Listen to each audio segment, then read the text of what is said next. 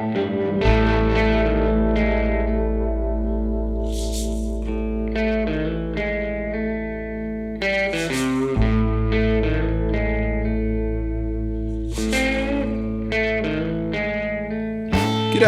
welcome to Say It With Guitars. I'm your host, Pete Cornelius.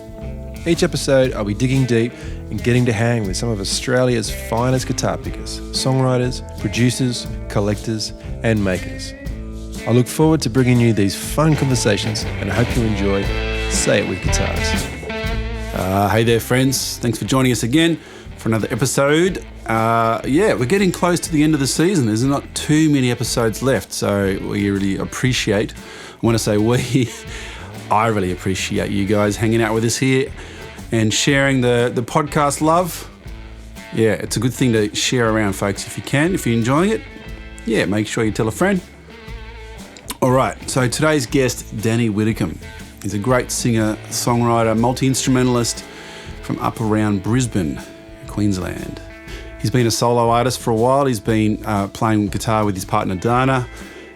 He's playing with a band called the Honey Sliders, the Wilson Pickers, and he's also got a new project out called Trichotomy, and they only brought out a single yesterday, so that's definitely worth checking out.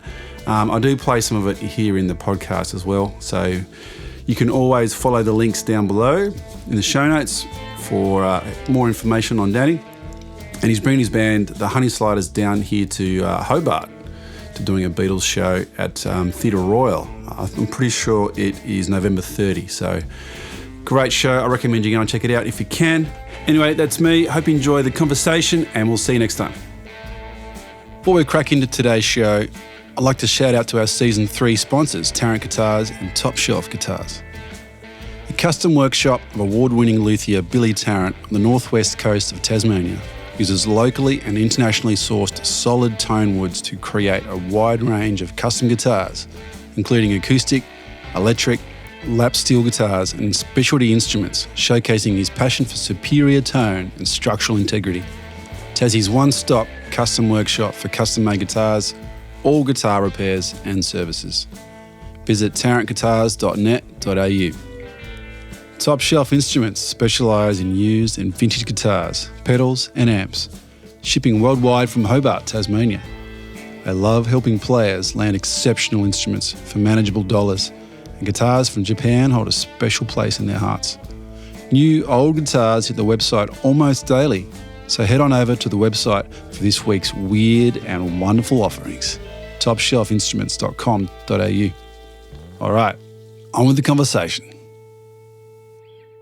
Cool, and then start recording. Make sure it's all good. Yep. Sweet. Okay. Cool. What was your radio thing today? I've got a band called the Honey Sliders. Yep. And we're doing the Beatles rooftop concert, which we do all the time, but we're doing it up in Maryborough. Yeah, sure. And it hasn't sold very well. Yeah, right. So and it's Sunday week, so I'm just trying to do as much promo as I can. Yeah, gotcha. So you're actually physically finding a rooftop to play on? No, we did it on a roof once. Yeah. Have I got enough volume? We did it on a roof once. It's all good. And that was pretty magical. Because we lucked out with weather. Yeah. Now what we do because normally it's indoors when we do it.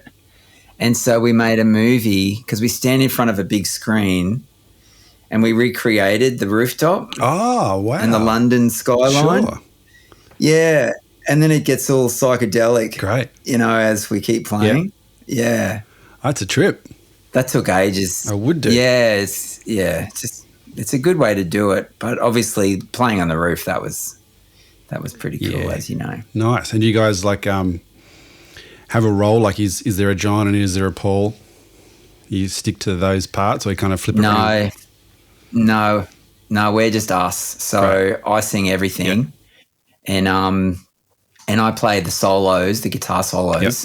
Dan is our keyboard player, but he plays guitar too. Sure. So when we need the two guitars, we're doing that. Yep. And then when we need the Billy Preston, he goes and does that. Cool.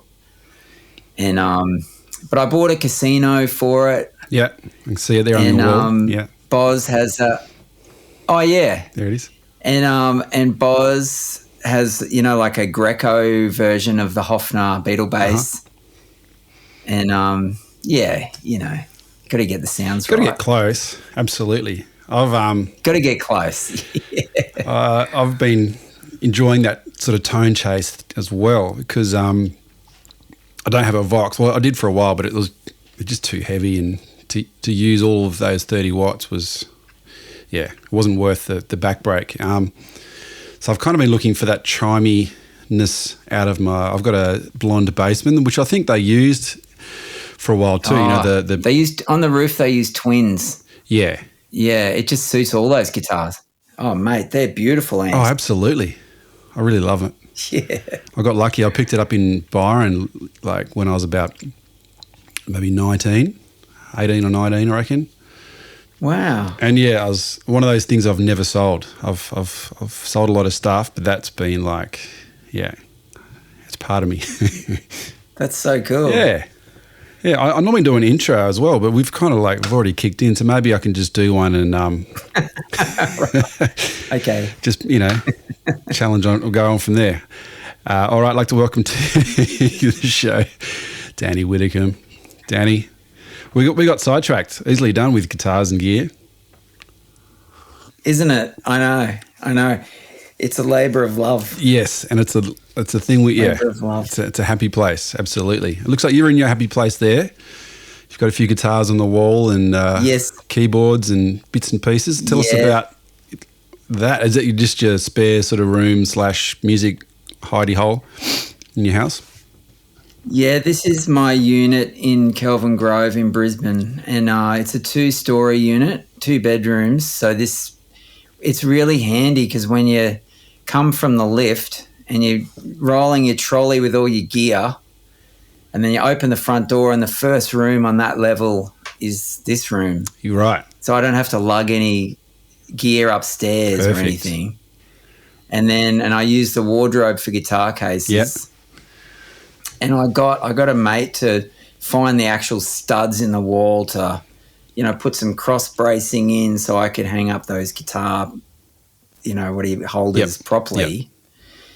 But I normally like to keep like my Les Paul and my Gretsch in their case in the wardrobe. Okay. I don't like to hang them up. Because of their weight? I just like to keep them all. The Gibson at least? No, I'm just so precious about, I just like them kept in their case, which makes it a pain in the ass to just play them whenever I want to. Yeah, that's true. But I still. And how do you go that's with. still how I do it. But this. Because being in Queensland, no, you go. There's a fair bit of moisture in the airs. How do you go with that? Do you have any tips for keeping guitars nice and dry or? No. No, I don't. I like to try and I'd like to try and keep my Martin in its case as well. Right. That's the only tip I have. I mean, you can obviously buy humidifiers and all that stuff, but I haven't got that. Yeah, I just like to try and keep those. Yeah, I keep them in the case. Yeah. The casino's tough. Like I don't mind that hanging up. Yep. And there's the 339. Like I really want a 335. You can just see the corner of the red 339. Yep. I'm going to sell that and get a 335 when I have some money. So that's just the smaller version, right? The slightly shrunk down 335. Is that what it is? Yeah. Yeah, but they're not built anywhere near as well. Right. Yeah, they're not the same. So are they still a Memphis build? I bought that one. Do you know? Yes. They are still. Yeah, custom shop. Okay. They're custom shop, but they're nowhere near as good. Wow. And I only bought it because we were doing Cream. We did a Cream concert. Oh, sick. Yeah. Yeah, and I needed something like that. Yeah. And it did its job. Like the tone's pretty nice. Yep. But it doesn't feel, it's not a 335. Yeah. And I still like it. What's interesting is my partner Dana plays guitar. Yep. And it really suits her. It's a really good size for women. Okay. That guitar. Yep. Yeah. Yeah. So anyway, but I'm still thinking of selling it and getting a 335. Yeah, right. Dana hasn't got a birthday coming up or anything. Buying. You could She does actually in November, so maybe I should just give it to her. Yeah. Yeah. That'd be a nice thing to do. So yeah, this is my room, Cool. but it's also currently my son's bedroom. His share house just got broken up. Right. So, they're developing. So he's living in my studio at the moment. Okay. So luckily you can't smell this room. Oh, teenage kids. Yeah, I've got that to look forward to. Is he teenage or is he not quite? Or is he past? No, he's 23. Okay, right. He's 23. I've got all that to look forward to. He just needs somewhere to crash for a while. Yeah, nice. Yes. Nice. Yeah. So you've been doing a bunch of shows in regards to, like you're doing your Beatles show. You just mentioned a Clapton Cream show. There's also like a Neil Young, is it like a Harvest show you guys do, or a bit of a best of as well? Yeah, we do Harvest as the album, and then we do a best of set. Great. That's pretty much how we do it. Pick an album, do the album, then do like a best of thing afterwards as a second set. And it's become the main focus every year for we've been doing it for 11 years or something. Great. So we've done Stones, Sticky Fingers and Let It Bleed and Abbey Road, and we did the first one was Axis Boulder's Love. Wow. And we did that as a trio. Yeah. And and that was the first one. That's what got us started on this road of constantly learning albums every year. Yep. Because it was so much fun, and the thrill of actually getting through it. Yep. And putting on a good show was like, wow. And that concert we didn't do a best of because there were a few bands doing albums that night. Right. So we just did Axis, and we went, wow, let's keep doing this. And the reason we were doing that and not doing our own music, because we were all doing our own music in different bands. We're just mates from different bands put together. Yep. And because I just had chemo and been through all this hell with my health. Right. It's like it was the third time I'd had leukemia, and it was just looking wasn't looking good. And then I got over it, and then and someone asked me if I could do Axis as a celebration of survival and all this stuff, just for fun. Yep. And then I got my mates together, and we're like, "Oh, that was awesome! Let's just keep doing this." Yeah. And it's funny because when you always try and write songs, and you're always like looking at what's the next album going to be. It's like I don't know if this is for you as well, but it's always for us. Is like, well, what other project are we going to do? So it's just as important for us. Yep. It's like, which album are we going to learn next year? Yep. And it just keeps going. That's great. So we've had a really good time. It's so fun, isn't it, to pick apart an album like that, like classic albums that have to be right. Like you can't muck some of those songs up, right? Like they're almost That's right. royal. They've got this air about them. So you have to treat them with respect. But Totally. If you can pull it off, if you can get in there and make it sound as mint as you can. Like you have to have something. I think the key is to have some freedom around your own input. Like obviously no one's going to sound like Jimmy, Mitch, and Oh, totally. Jimmy, Mitch, and Noel. Yeah, Noel really. Noel, of course. Poor Noel, he always gets left out. Poor Noel. Poor Noel. Yeah.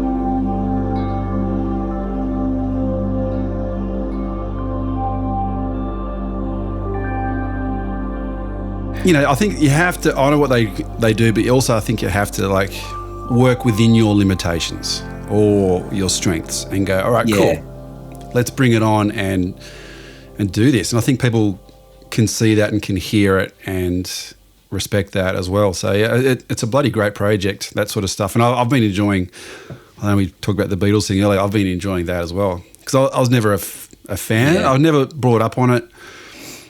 It just wasn't on my radar, right? So I met my wife and she was a Beatles tragic. So I was slowly sort of getting drip-fed Beatles material. And then when you have to sit down and learn the parts, it's like, this is some clever shit. Like it really is well-constructed music, and totally respect to those guys. Oh, yeah. And I was just talking to someone earlier today about just how fast they progressed, you know. Yeah. In Revolt, even Rubber Soul in 65 and Revolver, and you look back, it's only 4 years or 3 years from if you look backwards, from Rubber Soul back to Please Please Me, the difference in music is, and songwriting, because Please Please Me is full of covers as well. Yep. So, I mean, it's remarkable. Absolutely. What they did and how fast they did it, and the quality of it. Like, my God. Yeah. No wonder they took over the world. Yeah. Jeez. Yeah. And they were so still gigging there too. They were flying around the world. Yeah. Still playing live. They were. Yeah. That's right. And you know, like on Revolver, you know, She Said, that song, I mean, it all of a sudden just drops into 3/4. Yeah. And it doesn't seem like anything's happened. Yeah. If you weren't a muso, you might not even notice. Yeah. It just feels natural. Yeah. But I mean, that's superior songwriting. Yes. Just that song itself, the way that they just bring in all these different elements. I mean, it's just a pleasure to play. Yeah. I never tire of it. I think Dana tires of it. I think she's like, not the Beatles again, seriously. Yeah, right. But I just don't. I never tire because I was brought up with it as well. Right. This has been my life since I was a child. Yeah. Very. Yeah. Okay. Yeah, very. Yeah. Yeah. I think when you start picking the songs apart, like you said, like for a song to just snap into 3/4 or a 6/8 feel, or some of those, they definitely have some odd things where the one changes place and then comes back. Like, or keys will change, stuff like that. Like, there probably wasn't key changes all over the place. Yeah, it's mental. Yeah, it's magic. It's so musical. It's so imaginative. I love it. Yeah, lots of imagination. They definitely didn't stick to molds and go, this is a song, it must be like this. And they just kind of went, we'll throw that rule book out and exactly break all the rules. Cool. And speaking of probably Beatles and Abbey Road, the Abbey Road console's down here in Hobart. I noticed you guys have been recording down here at some stage. I'm not sure in what project or form or whatever, but tell us about did that console bring you to Hobart? Yeah. Kind of. Yeah, it kind of did actually, because I was in a band called the Wilson Pickers with a dear friend called Ben Salter. Yeah. You must know Ben. Do you know Ben? Yeah. Anyway, so Ben has an exhibition of his own at Mona. He's like a monkey in a zoo. You can pay and stand there and look at him on the other side of some divide. And he stands there. Anyway, I won't say too much about him, but he, he's singing his songs and he's just coming up with songs every day, and it's amazing. And then I was down, I can't remember why I was down, but I was down there, and I just love Hobart, so I get down as much as I can. Yeah. And I have family. I have family from Tassie. Oh, cool. Anyway, that's another whole story. Yeah. But I have a new cousin. I realised a really old friend of mine is a cousin of mine. Right. And he lives in Hobart. Yeah. And so anyway, I was visiting him, went to Mona, saw Ben. He showed me the studio.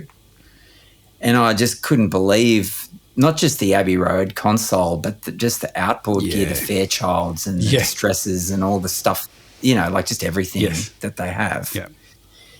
And I just was like, I just really want to record here. So I'd been writing some songs, which I wasn't actually that happy with, but I was just writing songs. And I have a project with a jazz trio up here called Trichotomy. Right. And I'm definitely not a jazz musician at all, but we're just really good friends, and I love listening to jazz. And I love that idea of, Van Morrison's Astral Weeks, when he got a jazz band to play with him. Mm-hmm. And John Martin, that sort of late 60s, early 70s English folk where they were branching out. Yeah. You got all these amazing, like Danny Thompson on double bass and, even Richard Thompson playing guitar. Yeah. But anyway, so I just love that sound where it's just someone singing a song, but there's these incredible musicians around them. Mm-hmm. So that's why I like playing with Trichotomy. And we'd done an album already, and that was really well received. And because of bloody COVID and everything, and I was just sick all the time. Yeah. And it took me ages to get some new songs together. And when I did, we thought, let's just fly down and go to Mona. And Ben gave me the number. Ben Salter gave me the number of the Frying Pan Studios, and I just called them and went and did it. But of course, again, we went down and I was sick again. So it wasn't, I don't think I played as well or sang as well as I normally would. Mm-hmm. But we got some great sounds. The drum sounds there to die for. Yeah, it's a sweet room. Oh, it's great. Those old it's ribbon so mics. it was, yeah, exactly. Yeah. Such good gear. Yeah. So that was a pleasure. And so to help pay for it, we played a gig on that grassy bit. Oh, yeah, cool. Yep. At Mona. Yep. And they had one of those Fender amps that are fake, the those ones that don't have Tonemaster, tubes in them. They do, as their backline. It was cool. Yeah, I've right. never used one before. Either It I. sounded great. I've always been a bit skeptical. It was It's like I love the idea of So was picking up I. a tiny, like light as a feather a I think that's never going to sound like never, surely. But it sounded good. It sounded great. I just plugged my telly in it. Mm-hmm. And I was like, holy hell, this sounds really good. So, yeah, Okay. I was thinking of buying one actually now. Yeah, I've been I eyeing off never thought I'd say that. eyeing off the because they do a super reverb one. I've been looking at one of those. There's a few Yeah. popping up on Marketplace. It's like probably never going to be able to afford a nice super reverb. Maybe one of those Tonemaster ones are the go. I don't know how they do it, but it sounded great. Okay. I'd like to know what you think about it. Yeah. If you think they sound Well, a good friend of as mine's got a well, Princeton maybe it's one, just and me. another mate's got yeah. deluxe reverb one. So yeah, I don't know. I'd be keen to try it one day and just blindfold it Yeah. and or to blindfold me, not it, Yeah. because it has no eyes. Yeah. That's wild. So what's happening with the tracks you guys recorded down there? Are you going to be doing any release from that, or is it kind of? Yeah. John, he's the most amazing drummer. He's going to mix it. Yeah. So he's currently mixing it. Cool. I've been too busy to do anything about it with all the Honey Slider stuff. Yep. But we're looking at putting out a single sometime, like November. Yep. Something like that. Great. November. And then put the album out next year. Cool. So it's a full length, Yeah. 10, 12 song kind of project. Yeah, Yep. that sort of thing. Great. Yeah. Yeah. That's good you But got there's the- some instrumentals as well. Oh yeah, right. Sweet. Yeah. So just a trio, or are you guys like a piano player as well, or? Piano, yeah. Yep. Piano based drums is Trichotomy. Mm-hmm. And they're all incredible. Yep. Way out of my league. And I just sing songs, silly Great. songs. Oh, that'd be a fun little Yeah. thing to sit on. It like is. have those guys, especially if they're a band already, they know how to Yeah. interact, and you can just sing a song Yeah. and sit back and look at it Yeah. expand. It's exactly right. And we're just good, mate. We just like hanging out. So it's just a lot of fun. I just love it. Cool. Yeah, it's good.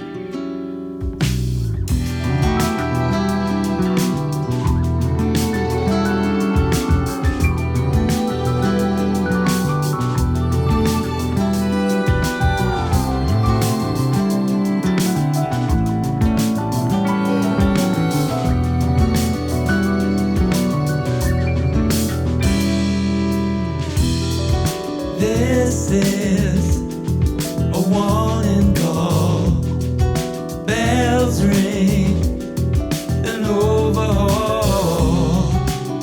take a chance, play your cards, but don't be a know-it-all. One step, understand, face up, just like a man. Two hands take the time away. Jump inside, it's not too late. You're looking for your rhythm, you will know.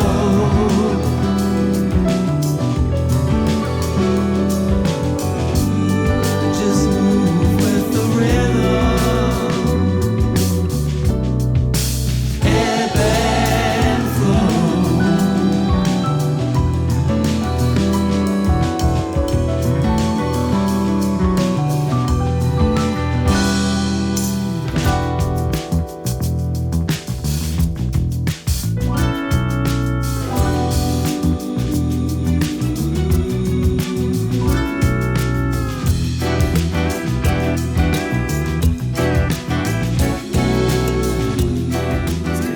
What's it like in there? I haven't actually been in the room. So there's like, so in the control panel, there's like a glass.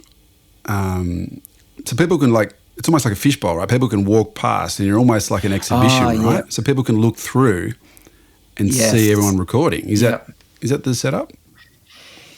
Yeah. So if you imagine a long rectangle-ish type room, and we had, I'll put my hands up here, and we had the drums down this end, and there's a window looking out to the Derwent. Yes. And then it was me and Sam, the bass player, and Sean playing piano. Yep. But the control room's over here. Yeah. But there's this big window over this side. Where's my hand? Oh, yeah, right. So they're not looking into the control room. They're just looking into down through the main long live room. Yeah, but they can't see as far down as John the drummer. Okay. And that window. Okay. They can only see sort of half of it. Okay. But it was kind of interesting because I could see them, and they're there, and they put headphones on. Oh, they can tune in. And what they do is they send, and they from the control room they send a mix. Yep. So that there's a special mix and a bus that they send a bus send out to the headphones. Yep. And these people, strangers, are just putting headphones on, listening to us. It might be between takes. Yeah, just talking about rubbish, about what we watched on TV or something. Yeah. And it's up to them what if they want to stick around or something. Yeah. When I was doing some vocal overdubs, I remember some people taking them off, like, and walking away, and I thought, oh, this must sound really bad. Yeah, it's not good for your ego. I was like, oh no, I'm failing. Yep. Oh goodness. Yeah, what am I paying for? Yeah, I'm like I know. Monkey in a zoo. Yeah. Yeah. Exactly. So it's such an amazing place, isn't it? I don't know what Tassie was like before it, but it must have changed the face of Tassie a little bit with culture and people coming in and all that. It's called we call it the Mona effect. So it's definitely right. Okay. The whole state has upped its game in terms of, like, hospitality is next level. Yeah. Like just tourism in general. It's got more of a gritty sort of. We're almost enhancing what we already have, and as opposed to like trying to pretend we're something that we're not. So I think Mona has like really done a good job at realizing that we're a cold, wintry. Well, obviously during winter we're a cold island, and we have to embrace that. And with the winter feast festivals and like all this fire everywhere, I think Mona's done a great job at, especially with arts. To have music there. I think they have 2 acts every day, 2 concerts outside on the lawns. They used to have music down in the void, amazing. Down in that little bar in the museum. And I've supported guys like Ben Salter, Dean Stevenson's in there as well. There's I think, and to prop guys like that up. Obviously, it's interesting if you're in there for like say a month and you have to make a song every day like that. must make a lot of people squirm and question their writing and have to perform it at 4 o'clock every day, that kind of thing. But it's all music. Really, David Walsh is doing a great thing. It's wonderful. I think so too. It's incredible. Yeah. What a wonderful thing to do with lots of money. Yeah. Yeah, absolutely. Yeah. Yeah, he's a cool dude. And have big concerts there. Like I went and saw Queens of the Stone Age there earlier this year. And that was so good. Wow. So, and so diverse, like you've got small little trios or artistic musical explorations going on. And then, you get a big full-on rock bands that attract thousands of people. So it's, yeah. Yeah. I dig it. Yeah, me too. Me too. I'm coming back. We're coming down. Cool. And we're playing at the Theatre Royal in Hobart in November. Great. We're doing the Beatles thing inside. Cool. Yeah. Yeah, great. Yeah. We're going to give it a go anyway. Yeah, I can't. Yeah, it's going to be fun. I just love coming down. Great. Going to the Lark Distillery and all that. Nice. Yeah, it's a wonderful place. Yeah. I know that this podcast definitely helps promote Tassie. I should try and get some grant funding from the tourism board. You should. You should definitely do that. You should. Get some gear. Get some gear, that's right. I need more Fairchilds at home. Yeah, me too.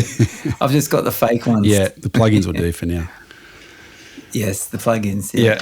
I don't know, man. How about some of your early influences? You talked about the Beatles as a band you were spoon-fed as a child. Is that kind of the angle that you brought towards guitar and songwriting in the early days, or is it from a different angle? That was just getting hooked on music. Yeah, that was that. But then there was John Mayall, which is interesting because obviously he just passed away. Yeah. But when you start playing guitar and you just have someone showing you G and C and all that on the on the open chords. Yep. And then someone showed me the blues scale just in the one position. Yep. The pentatonic. Yep. And that changed my life. And then I remember Dad gave me it was Crusade, and it was Mick Taylor on lead guitar, John Mayall Crusade album. And next to the song titles on the back, there was the key signature of each song. Wow. So really? Yeah. Yeah. So and Dad didn't play guitar, but he loves music, massive music fan. He worked in the music industry. Okay. The whole house is full of records, that's the context. Yep. And then I'd sit in my bedroom and I had by this stage I had a Squier Strat, a red Squier Strat. And I was just trying to solo along, but because it had the key signature, I knew exactly where to start. And then you build up your ear and you know how to pick a key, and it all starts building from there. Yeah. I just wish I had YouTube back then. Yeah, but I don't know. I reckon it's a bit of a distraction. I wish I had YouTube. It's easily maybe to go down it that would have been. rabbit Maybe hole. I wouldn't have done anything. That's true, actually. But I just and then I think I don't know how I came across it, but that's when I first heard Axis Boulder's Love. Right. When I was that sort of age, like 14. Yeah. And I just gobsmacked. I couldn't believe it, and I was transported. And there's that song at the start, Up From the Skies, and there's Wah Wah, and he's like jazzy, and it's clean. Yeah. It's not Foxy Lady. It's nothing like Purple Haze. Yeah. And I just loved it. I just thought, this is amazing. So I had a job at Brash's, the CD shop. Yep. And I saved up and I bought a wah wah pedal. Yeah. I probably should have bought a tuner first, but I bought a wah wah pedal. And I just loved it. And that Squier, I wish I still had it because it screamed on the bridge pickup. It just screamed. It sounded great. Yeah. Well, I thought it did, as a teenager. Yeah. So it was a lot of bluesy stuff, and then of course the English. So I started with the English blues, the English invasion, the British invasion, which of course led me to where are they getting it from? And there were all these compilations that came out, and that's when I was like, going all the way, doing the Robert Johnson thing, and then you start trying to find out about all that stuff because you read interviews with all your heroes. Yep. And Totally. And so that's when, you came across Albert King and all that stuff.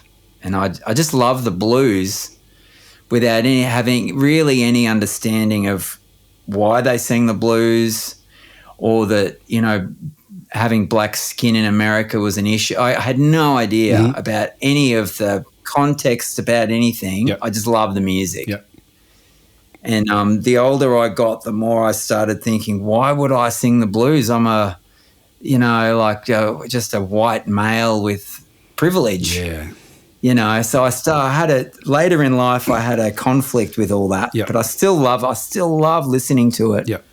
And then I heard people, like local people, playing it, and I thought, God, I'm nowhere near as good as some of these people. Like, wow. So I still love playing along to the blues, but I think a lot of country, not like old country, I don't know how to describe it, like more bluegrassy playing sort of crept in a little bit somehow. But yeah, that was a lot of it. It was a lot of, and then classic rock came up. So then I got into Led Zeppelin. Yep. And then I got into, Southern rock, the Allman Brothers. The Black Crowes were big when I was 16. Yep. And I went to see them, and they played the Allman Brothers. Right. They played Dreams from the first Allman Brothers album. Yeah. And I went home and I found the Allman Brothers and became a huge fan of Southern rock. Yep. Especially, I just love the Allman Brothers so absolutely. much. Yeah. So that was pretty much me, and I paid no attention at all to modern music apart from Black Crowes. Obviously, some of the grungy stuff that was coming out in the early 90s. Yep. But I was I had my head totally buried in the late 60s, early 70s, and I kind of still do. Yeah. Yeah. That's my weakness, if you want to put it that way. Yeah. I just love it.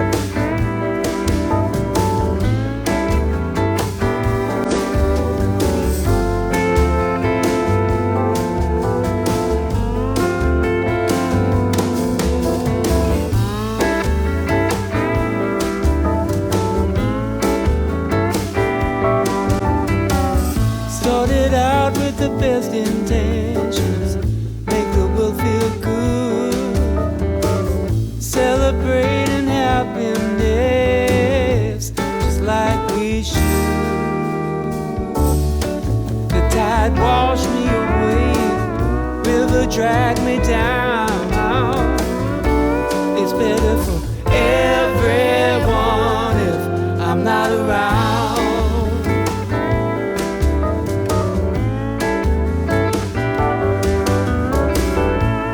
Wish I was a charm, carrying love. All I ever do is harm the people I love. There's no cure or philosophy that can be found. It's better for everyone if I'm not around. Oh, absolutely. That's when music was just so, I don't know, it was just edgy, but it was so influenced by all this stuff. Like it was sort of, I think before then it seemed very like, okay, this is the sound of New Orleans, this is the sound of Chicago, this is the sound of Austin and Dallas, this is the sound of the West Coast stuff. And to me, like hearing songs like the Skinheads and the Allman Brothers, there's a lot of like pulls, like a lot of jazz influence. There's a lot of blues in there, a lot of rock. And, like I think an amps got bigger and, venues would have got bigger. That's right. And pot was probably more heavily consumed. And next thing you know, you've got massive bands that are playing, sort of that Southern rock sort of style. Yeah. I don't know, like, muscle cars and all that stuff. It just seems to just all go hand in hand. And, when you discover, like Stevie Wonder as a kid, and you listen to Stevie Wonder and you're amazed by his songwriting. Yeah. And through that, that somehow I found Miles Davis, but that 70s, that same period of Miles Davis, the fusion-y stuff, and In a Silent Way became just my absolute favourite album of all time. Sure. And John McLaughlin playing guitar. Yep. And I just something about the sounds of that, and that led me in this whole new direction, which then as I got older, getting into Pro Tools when I was a little bit older. So now it's like 99. We're at the end of the 90s. Yep. And I just really started loving immersing myself in just music. It wasn't so much guitar-based anymore. Yep. Just making music and through, when you go on a ride through different genres, and I've found, like Steve Reich, the composer, and John Adams and Arvo Pärt and that modern classical stuff, I really just found this whole other world of music that I just loved, and it didn't even have to have guitars involved at all. Mm-hmm. It's just that guitar was my main form of expression. Yes. Yeah. So that's kind of I went on this trip where I just make music in Pro Tools to satisfy myself instead of just picking up a guitar every day. Yep. Yep. So that became a real thing as well. Yeah, right. Through samples or like MIDI triggered sounds and yeah, both. Yep. Yeah. Drum loops and yeah. Just trying to make stuff, just having fun. Cool. Oh, and that was obviously I had a 4-track before that. Yep. I started on a 4-track. Yep. And I was living in Sydney for a while, and dance music was a big thing. But I really liked the kind of more ambient, weirdo out there. And there was a club called Club Kooky I used to go to every Thursday night. Right. And it was really out there, and DJs playing all this stuff on top of each other. And so, and I had a mate who worked at 301, and we could take my 4-track stuff and put it on CD, which back then was pretty amazing. Yeah. So like 97 or whatever. Yep. And then they'd play it at Club Kooky and all this weird music I'd made. Yeah. And anyway, I was just really into that sort of thing as well, Yep. And it always did have a bit of guitar in it, but it was always all I had was a Strat, an 87 Strat Plus with those bloody, the lace sensor pickups. Oh, you're right. Yeah. The active lace sensors. Those? Yep. Yeah, yep. Dad, I got it as an 18th birthday present. Cool. And that's all I had for years and years until I decided I really need to buy lots of guitars. Yeah, of course, yeah. Yeah. It's a natural progression. Yeah. So, I remember seeing, I had a VHS of Clapton at Nebworth. It was like one of those Nebworth concerts, and Clapton was on there in his sort of pale pink suit playing his lace sensor Strat, and I think it sounded fantastic. yes. Yeah. Yeah. So that's great. I didn't rush out and buy one, but I definitely appreciated it. And then I think Knopfler was on there playing this sort of, maybe it's a Carvin or some sort of like boutique-y looking Strat, super Strat thing. And then Gilmore was on there as well playing his Strat. I was like, oh man, this is great. Yeah. Great players. Wailing Strats.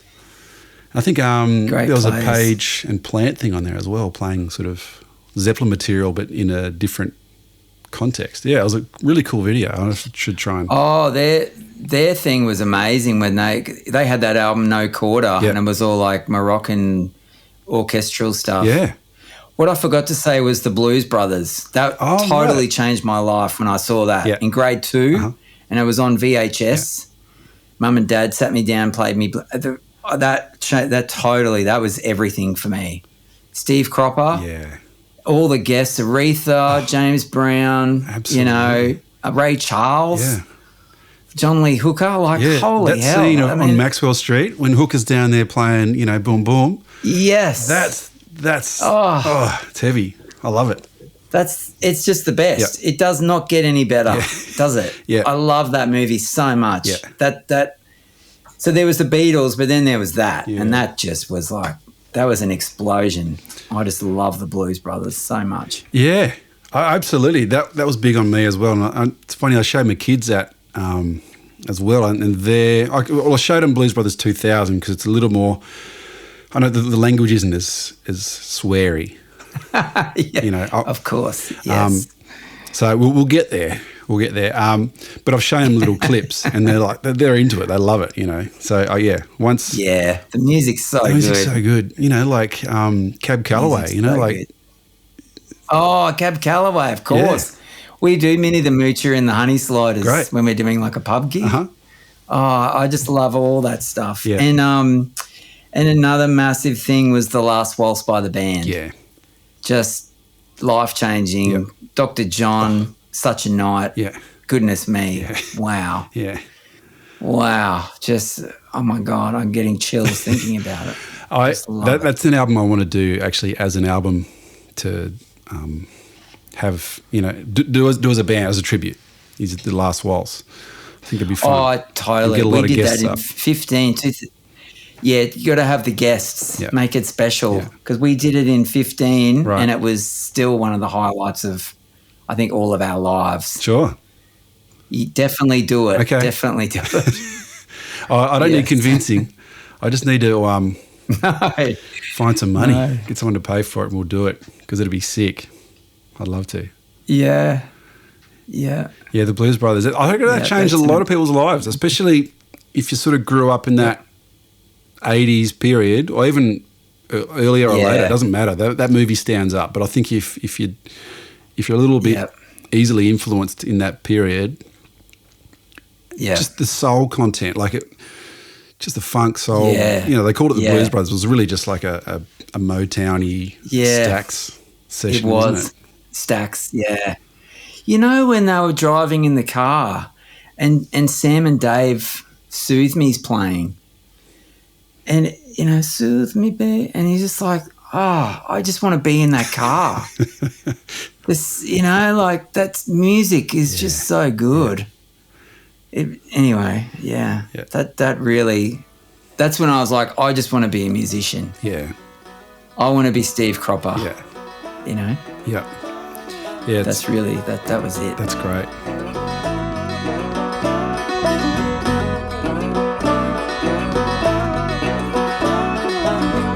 I need an answer now. No more maybes. When you go against the crowd, they think you're crazy.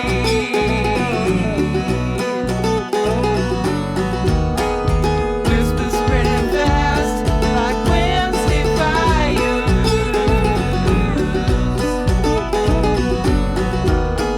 And I just can't control my desires.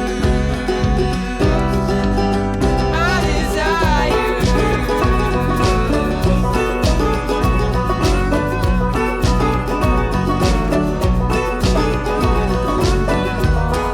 I'm burning up inside. My heart is racing.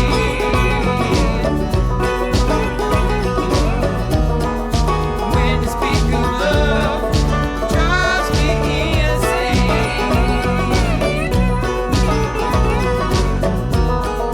Touch it makes me drunk, but I won't get higher.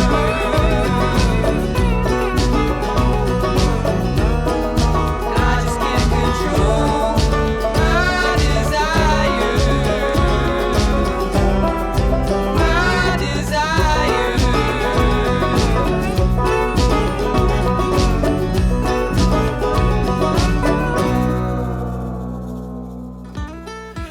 Yeah. And even all the live, like I've heard a few live records out after that film came out, like with Steve Jordan on drums. I think he played a lot of drums on the album. Yeah. Actually, maybe.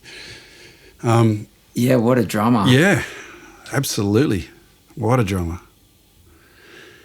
Yeah. It's inspiring, isn't it, when people are that good and you listen to them and it's like, oh, it's so good And so to hear someone that effortless. good. They just seem to be just like totally Yeah. just no beat of sweat, just cooking. Yeah. Yeah, Yeah. good stuff. I got that once with, do you know a drummer called Terrapie? Yeah, I don't know him, but yeah, I know Tarrant Richmond. Yeah, Yeah, so what was I doing? I was playing guitar for Tim Rogers just on one tour. Yeah. And it was supporting that Missy Higgins, and she had Terrapie on drums. Yes. And everyone would stand side of stage just to watch Terrapie because you could see him from the side. And there he is every night just playing. And on because he's standing next to the monitors mixer, so he would solo Terrapie. So all we could hear on the side of stage through the wedge backstage just drums. Was Terrapie, just drums. Great. And so we just stand there, and we do all the when you flick the stick and all that stuff. Yeah. And Terrapie's just there, and everything's just like you said with Steve Jordan.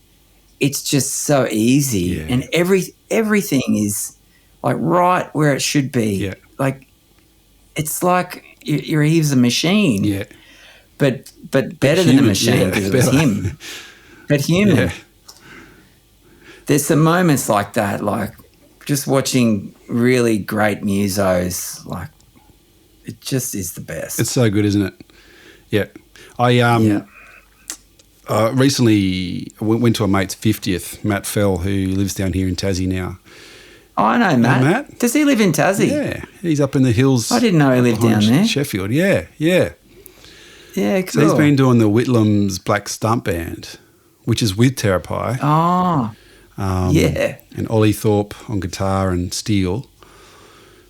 Yep, nice. So his 50th was a bit of a party at his place. He's got like a little venue, like a log cabin up here. So basically the Whitlams without Terrapie did a gig. I don't know why he wasn't there, but that was...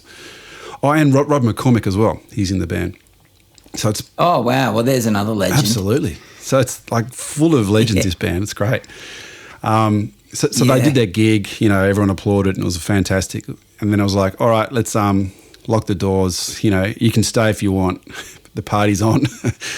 So everyone just jammed out. Yeah, cool. It was such a magic evening of just great players, and a drummer that Matt works with. Oh, that's Josh awesome. Schubeth was down as well. So the drums came out and it was just lots of fun, easy jams. It was great. I had to hear and see music. Did you play as well? Yeah, I got up for a few songs. Yeah. It was sweet. Great. Nice one. But Ollie's a great player. Isn't he just? Yeah, he's really cool. Yeah. He's really good. He's on last season's podcast, and so I've got to meet him through that. But to meet him in the flesh and to hear him play, far out. He's so musical. Yeah. So musical. Yeah. Yeah, that was a treat. Yeah, nice. What's one of the last gigs you've been to that made you feel a bit excited and inspired? Are there any highlights? That I've been to. Well, I was talking about. It's a while ago now, but Herbie Hancock's coming back, right? No idea. And so I was talking with my mates about when I saw Herbie, and I saw Herbie once with Wayne Shorter just as a duo. Wow. And because I love Wayne Shorter. Yeah. And the tunes that he's written as well. Yeah. And they played their album they'd released together, but they also played heaps of the songs they'd done over the years together. And so that was like this other level of stuff. I don't know what else I've seen. What I love is watching Ash Naylor play guitar. Right. Do you know Ash Naylor? I don't know him, he but plays with Paul Kelly. I know the guy you're talking about, yeah. Yep. And he's not flashy at all. He's just solid, the most solid player. And I went and saw Paul Kelly does a thing up in Brisbane. He probably does it everywhere, every Christmas for that, that, what's that song? Who's going to make the Gravy song? Yep. Yeah. So it's like a celebration of Christmas concert that he does with that song. Okay. It's the climax. And I just love watching Ash Naylor. Yep. Because he's just so cool. Yeah. He's never out of place. Love him. He's one of my heroes. He's always like playing the right thing. Perfect, yeah. Never pokes out. Yep. It's not an ego thing. No. Yep. He's so good. Yeah. But I think the highlight, VM Bart, that Indian slide guitarist. Right. Watching him play, that's like watching God. If there's a God, it's him. Right. Yeah. That was unbelievable. On like one of those Mohem I don't know Vina how. style guitars. Yes, exactly. Yes. Wow. Just sitting there with a bamboo flute dude Yep. and a tabla. Uh-huh. And the drone they played via laptop. Really? They started the drone on a laptop. Okay. It was so funny, them trying to work out how to get it started on the laptop. And there he was, and the intonation with his slide. Oh my God. Yeah. That was something else. Yeah. That's great. That's a true master. Yeah. Yeah, he was I love slide guitar. And that's as good. It doesn't get any better than him on slide guitar. Speaking of slide, your partner Dana recently done her recent records based a bunch of Little Feat songs. Yeah. Yeah, that's the whole project is interpreting Little Feat songs. And are you playing like the Lowell George on that? Are you the? Yeah, great. Trying to. Yeah, trying to. That's great, man. That's. Well, here's another hero. Yeah. Love that guy, Lowell George. Far out. Yes, wow. Yes. So yeah, you know, I got a telly and I tuned it to A, just you know, and just tried to do some of that stuff, and obviously some of it's in standard tuning as well. Yep. They're great songs. Dana's a fantastic singer, so it actually comes across well. It's a cool band. We've got Boz, who is in the Honey Sliders. He plays bass, and guy Tony McCall on drums. Peter G, this really cool funky dude on keys. Great.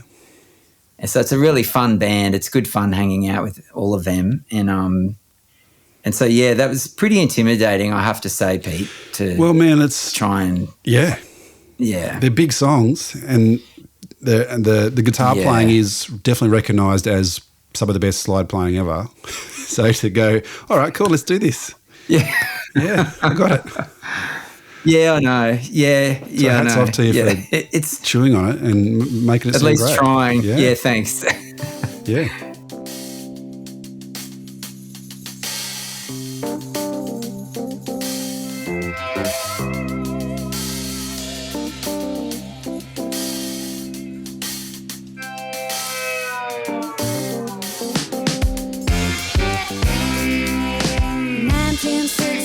I found my love. In 1967, I had all there was. As my time went by, I was satisfied till that situation took me by surprise. And now there's 2 trains running on that line, yeah. One train's leaving as a friend of mine. You know it'll be alright, be just fine. Now took one train and left her behind.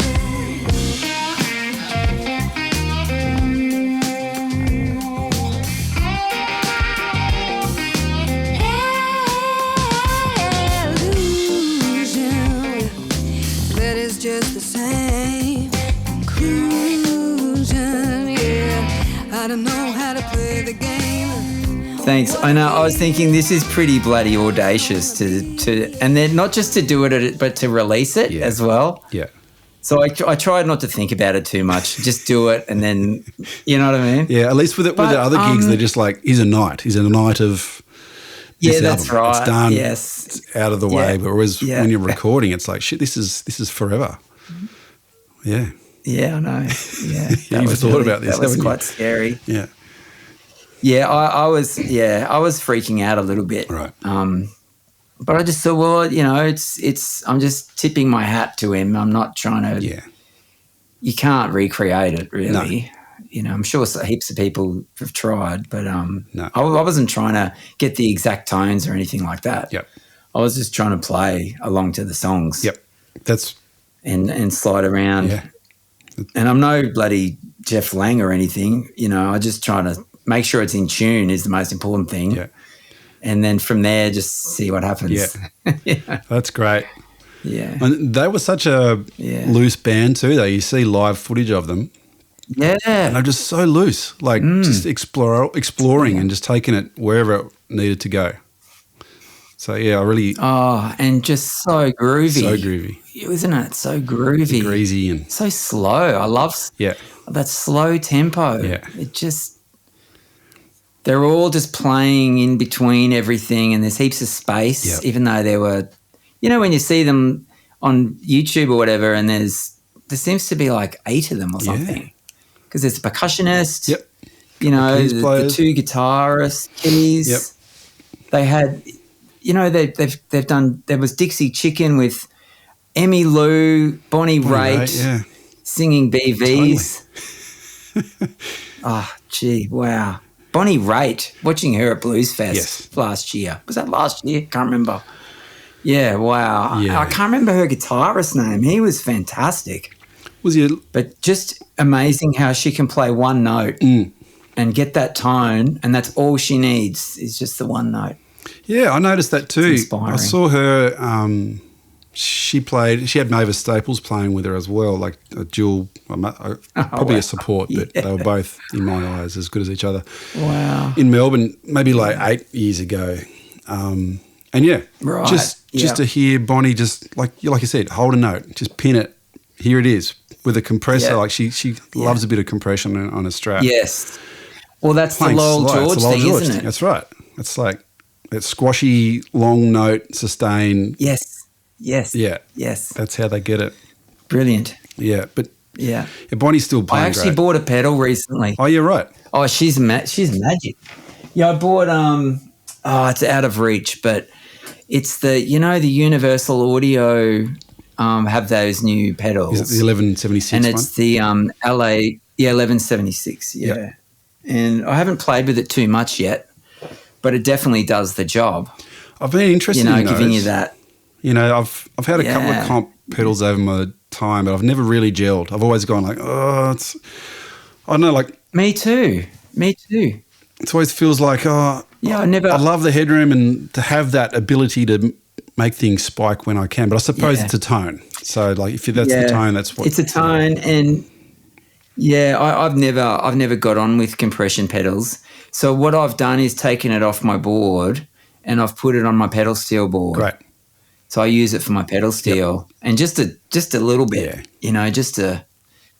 just to catch That some of the transient, stuff, some of the peaks. Yeah. Yeah. Especially with your volume swells, it gives you extra sustain, I suppose, for those It does, ambient sort yeah. of chordal things if that's what you're going to be playing. And I think that pedal actually colours the tone just a little bit too. It's quite nice. Okay. It gives it a nice colour. Yeah, I might have to check it out because those expensive ones, they look good, but they were like $500. Is it the Cali 76? Is it? Oh yeah, they're at that's a lot of money. Yeah, that's- I haven't played any of those. This is the only one I've played from that series. Yeah. But I mean, they look lovely They do. to look at. They're nice pedals. Yeah, that's right. I don't know. I haven't tried the other ones though. Yeah, Ah, cool. yeah. Well, man, I reckon we've had a pretty good chat today, and you've probably no doubt got things on. I've got to run off. I've got a benefit gig tonight. Some friends of ours lost their house in a fire.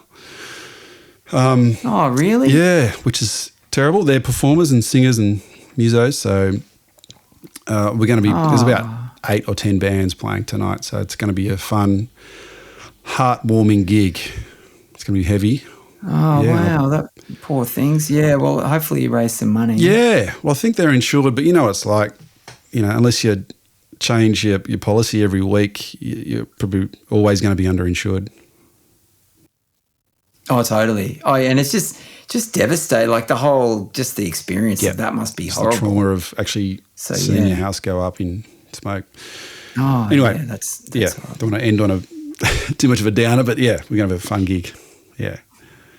Nice. You got any gigs this weekend, nice. or anything you should tell the lovely folk out in podcast land about any projects or albums coming up? Yep. So I've got a pedal steel ambient album on the way. I keep releasing singles Cool. and putting film clips on YouTube. So there's heaps of that, and that's my passion is to make ambient pedal steel music. Hopefully that becomes the new big thing in the Oh, world. it has to be. I've feel also, And single with Trichotomy coming out, that jazzy band, and Honey Sliders just touring our themed concerts everywhere, all the time. Great. So they're my main things. Yeah, That's excellent, man. And so that's it. do the pickers ever want to reunite and get the band back together? Yeah, Bunch of well, bloody superstars. hoping to. It's a fun band. It would be. It's a fun band. It was just because we all live in different states. Yeah. We live across 4 different states. Yep.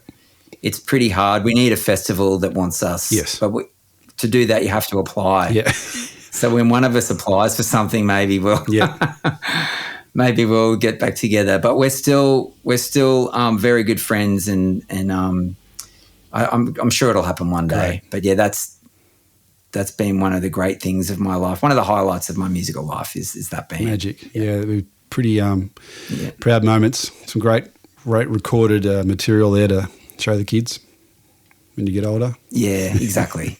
Yeah, that's right. Great. Yeah. Well, thanks, Danny. Thanks for hanging out with us, mate. And hope to see you somewhere. Maybe next time you're down in Hobart, we'll come and say good day. Oh yeah, I'll keep in touch. Thanks so much, Pete. Pleasure, man. All right, take it easy. You too. Thanks for listening, folks, to another episode of Say It With Guitars. If you enjoyed today's episode, please subscribe to the podcast, share it around to your mates, leave a good review, and hopefully we'll see you next time.